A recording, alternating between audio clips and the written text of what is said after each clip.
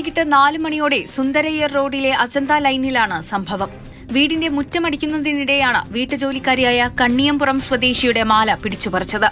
ബൈക്കിൽ ഇതുവഴി കറങ്ങിയിരുന്ന 2 പേർ ഇവരെ കണ്ട് തിരിച്ചുവരികയും ബൈക്ക് കുറച്ച് മുൻപിലേക്ക് കയറ്റി നിർത്തുകയും ചെയ്തു.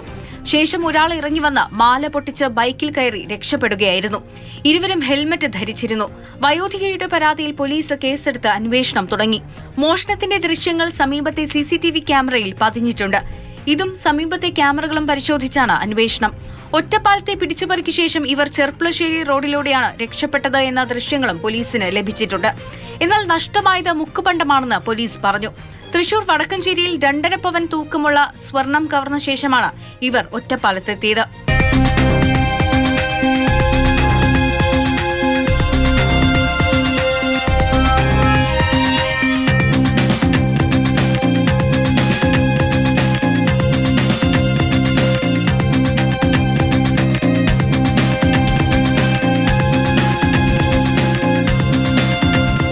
മാതൃഭൂമി ന്യൂസ്, പാലക്കാട്.